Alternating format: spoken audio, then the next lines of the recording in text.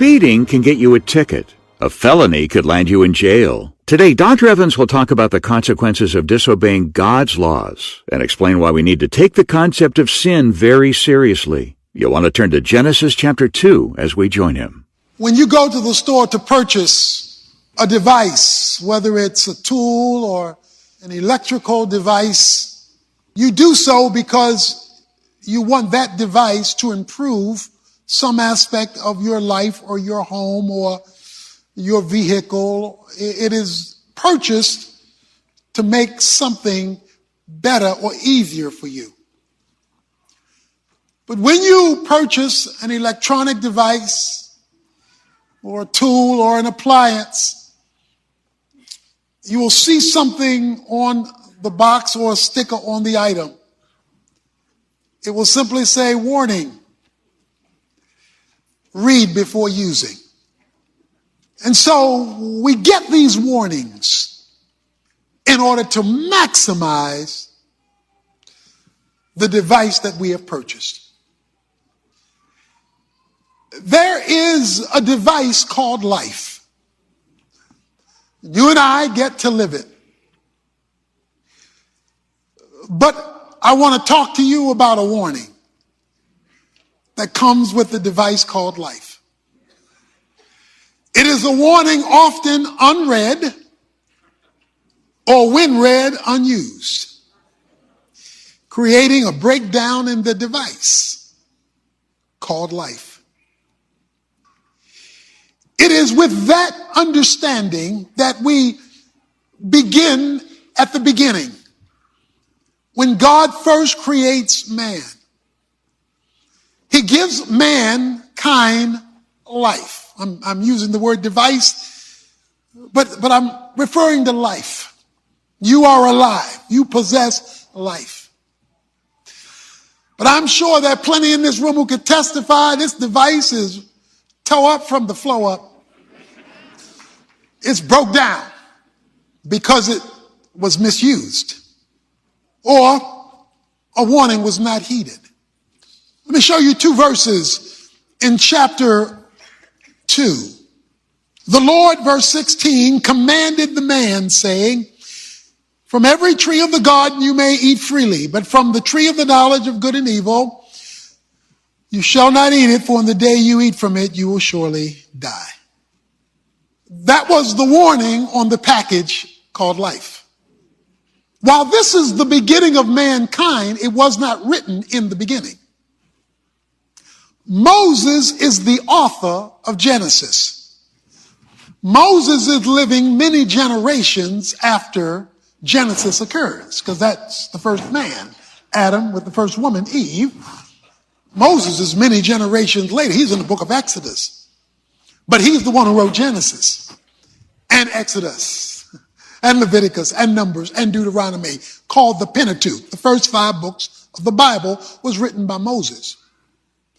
So Moses is recounting God's history and the history of mankind up until the point he's writing it in order to deliver it to the Israelites who he's the leader of. He's the leader of the Israelite nation. He wants that group to know the history of God with man so that they would have the information necessary to move forward as a nation and as a people to live a victorious life. So to teach them how to live a victorious life, he reaches all the way back to the beginning to show them how history, God's story, unfolds with mankind, and how this principle I'm going to share with you today and beyond works itself out in order to get them to move into their future differently. So I am doing with you and with us what Moses was doing with them in his day, going all the way back to the beginning, so that moving forward, we can get life right and not continue to repeat the generational cycle that has gotten so many of us messed up. The point that Moses is making to Israel, that he picks up from what God told Adam, was a very simple principle. And it is this: sin brings consequences. Sin brings consequences, and that's why it matters. Now, you and I live in a day when the word sin has been dumbed down. We call it mistakes, bad habits. In fact, when we want to be cool about it, we just simply say, my bad. But what the Bible means when it refers to sin, it is referring to disobedience and departure from the divine standard. Sin, in God's definition, is disobedience and departure from the divine standard. God sets a standard, men depart from it. The Bible calls that sin. From God's standpoint, sin is weighty. From our standpoint, sin is inconvenient. From God's standpoint, sin is serious. From our standpoint, sin may or may not be. So when God creates man who has not yet sinned, he wants to give him how the device called life works with a warning label on it. He says in Genesis 2:16, I have a commandment for you, not a suggestion. So what I'm about to go over with you is not a request from God. You need to pay attention to this one, because this is your life. From every tree of the garden you may freely eat. Let me start with that. That's good news. Freedom was not created by man, and it wasn't created by America. The first use of the word freedom came from God. From every tree of the garden you may freely eat. So God not only created Adam, he created Adam's homestead called the Garden of Eden. That was his house. And he says, I am going to provide what you need to sustain your life. I got your back. I'm going to give you what you need to live. And I'm going to make it available to you anytime you want it. From every tree of the garden you may freely eat. The translation is, eat as much of it that you want whenever you want it. Because you're free to go. You want a midnight snack? Go. You want breakfast? Go. You want lunch? Go. You want an afternoon snack? Go. Because you can get what I give anytime you desire it. But you see, the word freedom is a meaningless word unless it is accompanied by choice. You see, freedom assumes you have a choice. And so God says you're free. So if you're free to eat, you're free not to eat. The word freedom is a meaningless term without a boundary. In order for freedom to occur, a boundary must exist so that you are free to do whatever you're seeking to get done. For example, you can't play football without sidelines and a goal line, because if the running back can run off the field and onto the stands and out to the concession area and to the parking lot in order to avoid being tackled, he may think he's free, but he's brought chaos to the game. In tennis, you need a baseline in order to be free to play tennis. In baseball, you need a foul line in order to be free to play baseball. In other words, you're only free to do what you're supposed to do if you've got the right boundaries restricting you. The moment you remove boundaries, freedom becomes chaos. So freedom is a meaningless principle without choice and without boundaries. That is restrictions. And so he says, I've got your back, I've got you covered, and you are free. And you are free to enjoy what I have provided. Every tree in the garden you may freely eat, except enter boundary. Enter a warning on the package called life. So God gives us this life, and he says, and you're free to max it, you're free to enjoy it and to live it maximally. But here is the warning label. You see that tree in the middle of your house, so you can't miss it? Because I didn't put it in the middle of your home.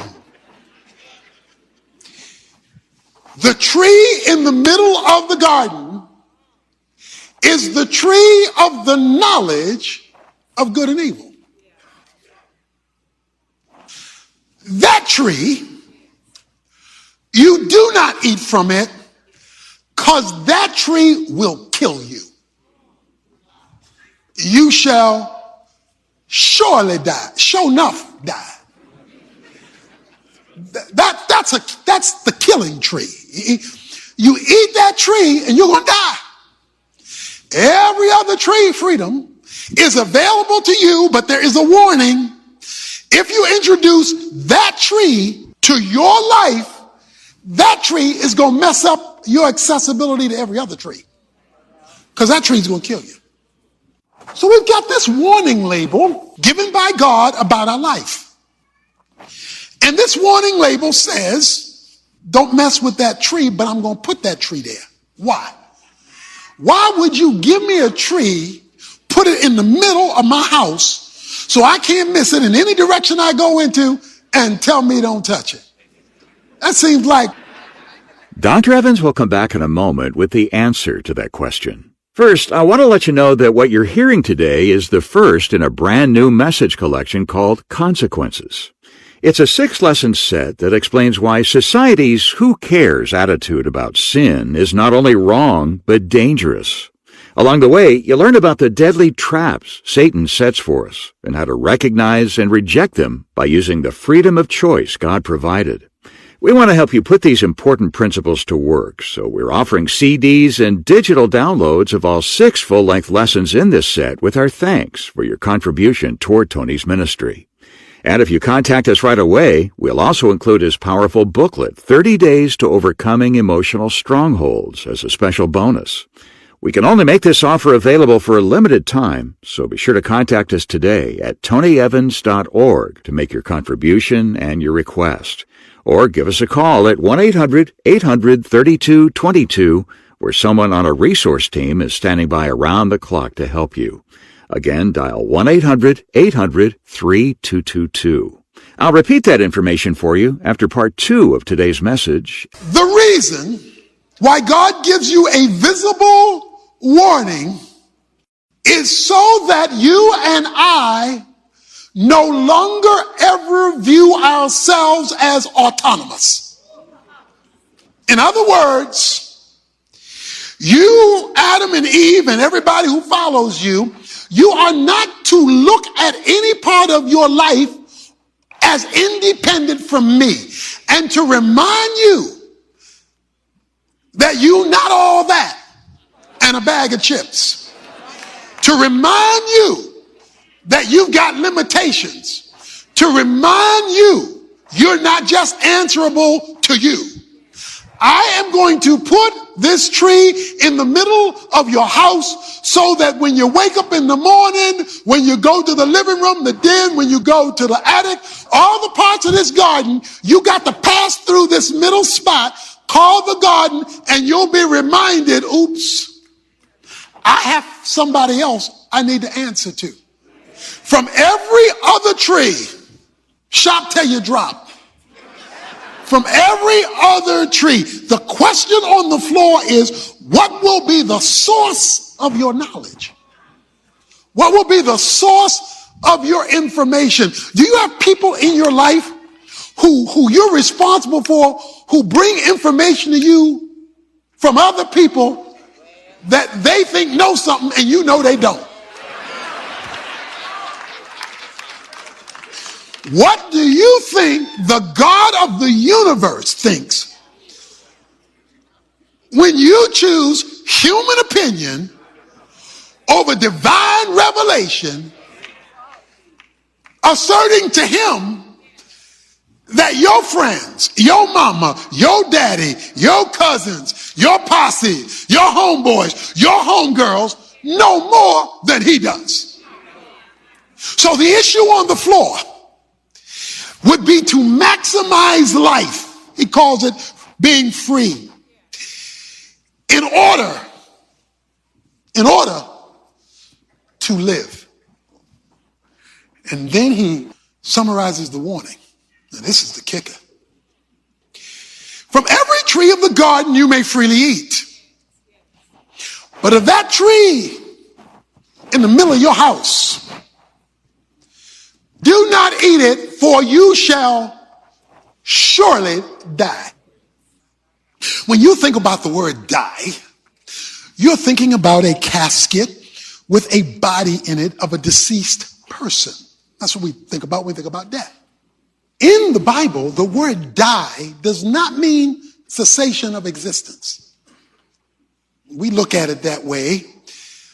Nor does it mean annihilation of existence. That's not the biblical understanding of the word death. The synonym for the word death in the Bible is separation. Okay, so for where I am now, I want you to think the word not cessation or annihilation. I want you to think separation when you think of death. Death occurs when something that should be connected is illegitimately separated. When you see a body lying in a coffin, the only reason the body is lying in the coffin is that the soul has separated from it. The soul has left the body, and since the soul is the core and essence of life, life has left the body, leaving the body on the ground in the coffin, and the soul marches on to eternity. There has been a separation that has occurred. So by death, you shall surely die. Stay with me. You are going to experience an illegitimate separation. They didn't die that day. They didn't keel over that day. There were no heart attacks that day. In fact, Adam lived for hundreds of years after that. So was God uninformed about what he meant by that day? Or does one day equal some long period of time, or did he mean what he said? Separation is death. On that day, a whole series of separations took place. That is, a whole series of deaths took place. Death number one was spiritual death. They used to walk with God, the Bible says, in the cool of the day. We find them running from God, not walking with God. It was an illegitimate separation. So there was spiritual death. The first family fight between a man and a woman took place where the Bible says, and you will be at odds with one another. So there was a relational death that did occur.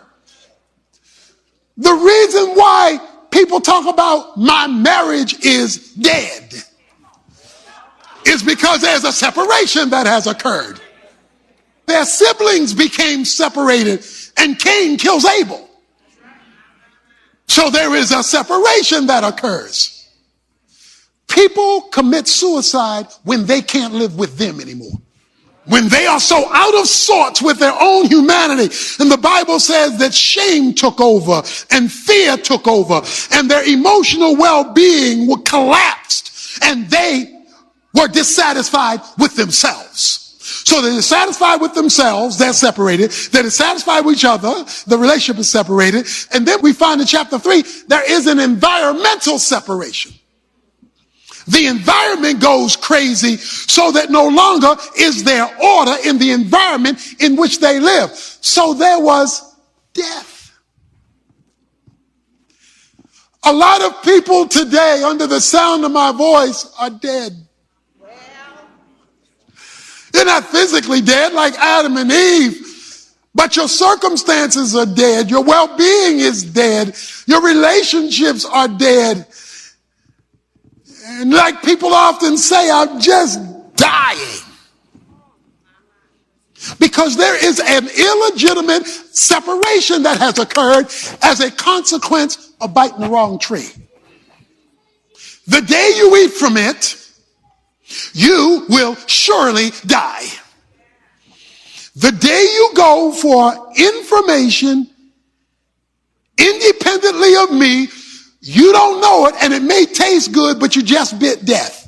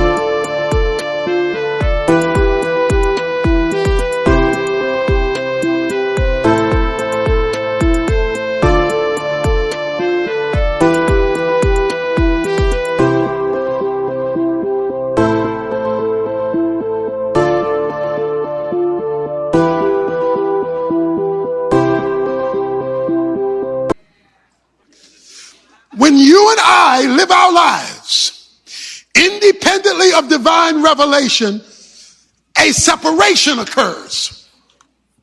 Even though it looks good on the outside and may be good in terms of its look and its taste and all of that, a separation occurs first from God, and then it spins over to everything else. So how do we heal that separation and restore our relationship with God? The Bible is clear there's only one way to do that, through a personal relationship with Jesus Christ. But what does that mean? How does it happen? Dr. Tony Evans will be happy to answer those questions and explain what being a real Christian really looks like. Just visit tonyevans.org and click on the link that says Jesus. While you're there, find out how you can get a copy of today's lesson to review on your own or pass along to someone you care about. The title to request is Why Sin Matters, and you'll get the full-length version that includes content we didn't have time to bring you on the air. Better yet, get it as a part of Tony's current 6-part audio series called Consequences. As I mentioned earlier, it's available right now as our gift to you in appreciation for your donation toward Tony's ministry, along with a special bonus, his popular booklet, 30 Days to Overcoming Emotional Strongholds. Visit tonyevans.org today to get all the details before time runs out. Again, that's tonyevans.org. Or call us at 1-800-800-3222. Our phone center is open 24/7. Again, that's 1-800-800-3222. Every parent tries to teach their children that choices have consequences.